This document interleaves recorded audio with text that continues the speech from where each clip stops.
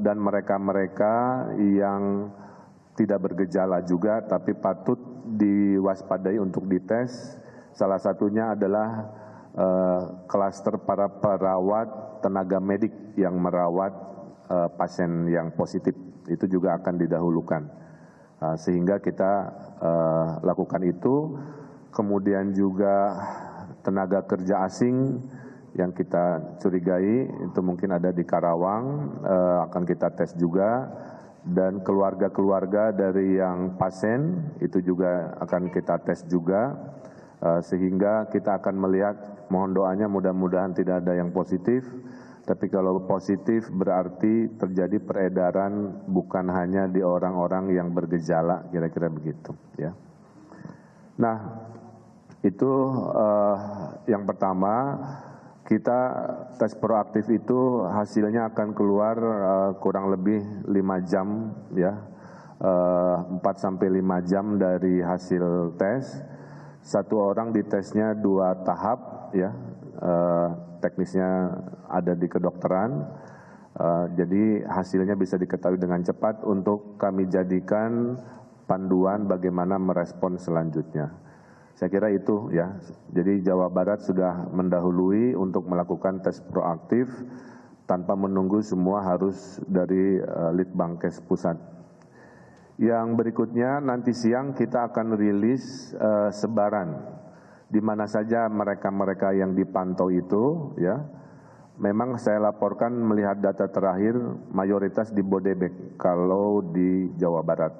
Dari titik-titiknya itu paling banyak mengikuti pola, memang epicentrumnya ada di Jakarta yang mayoritas akhirnya sebarannya mayoritas di Jabodebek, kira-kira begitu.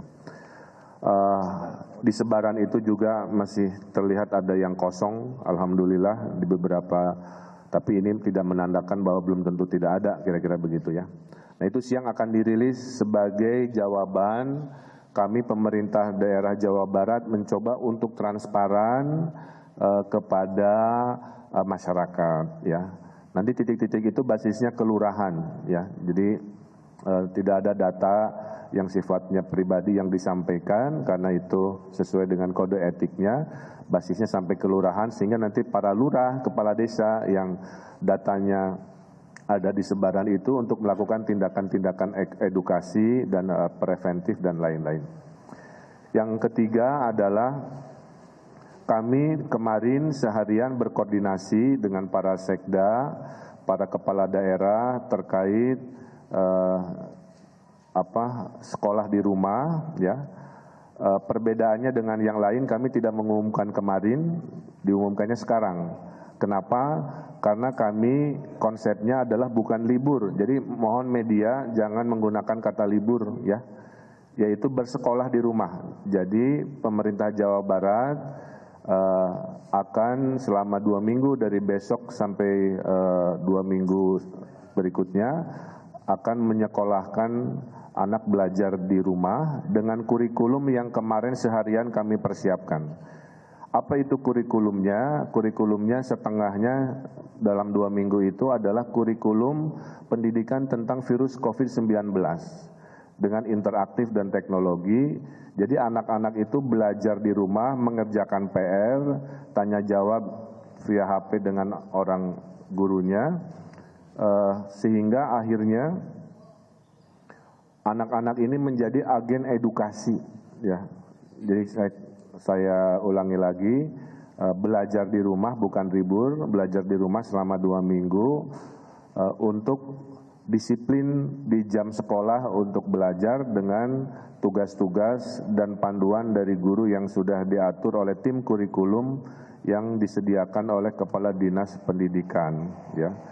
Nah, saya sangat mengapresiasi beberapa kepala daerah, wali kota, bupati sudah responsif mengumumkan belajar di rumah ini kemarin. Ada saya yang pantau Depok, Bekasi, Bandung, dan Karawang dan lain-lain.